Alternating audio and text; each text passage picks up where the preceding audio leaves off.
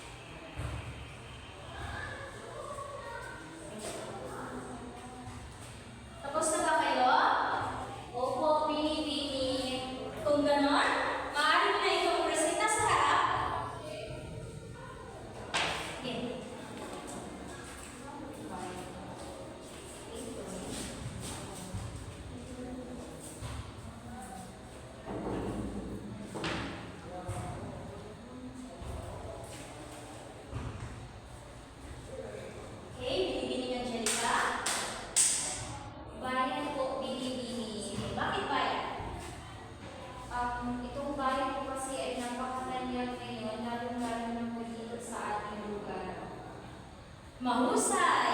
Napagaling. Maraming salamat, Binibining Angelica. Meron pa ba?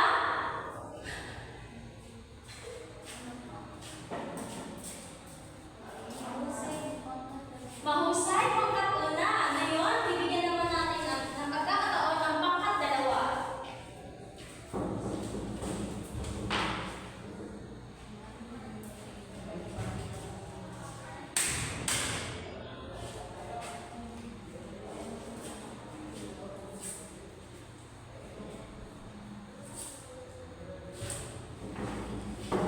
Awitin po, Bini-Bini. Batid ko po ang maaari po siyang halintulad sa bayan kasi marami pong mga awitin na ngayon na patungkol po sa isang bayan. Mahusay! Ngayon, lalaki na naman tayo sa pangatlong pangkat.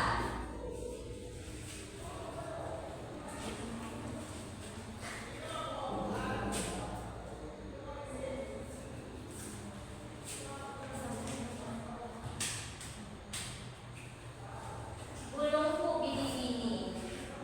Marami pa ako alam ukol sa isang bulong. Maaari magsalita ng gabi-gabi po. Maraming salamat. Ngayon, ang ika-apat na pangkat na naman.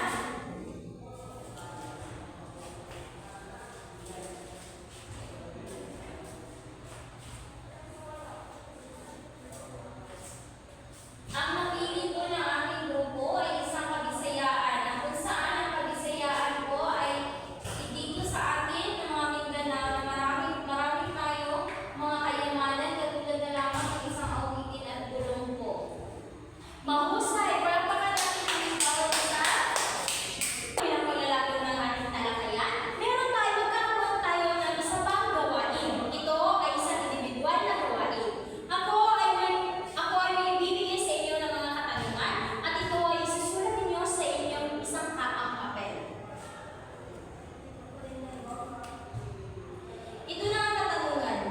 Bilang isang mag-aaral na nag-aaral sa bulong at awiting bayan, paano mo ito mapapahalagahan sa iyong henerasyon? Magbigay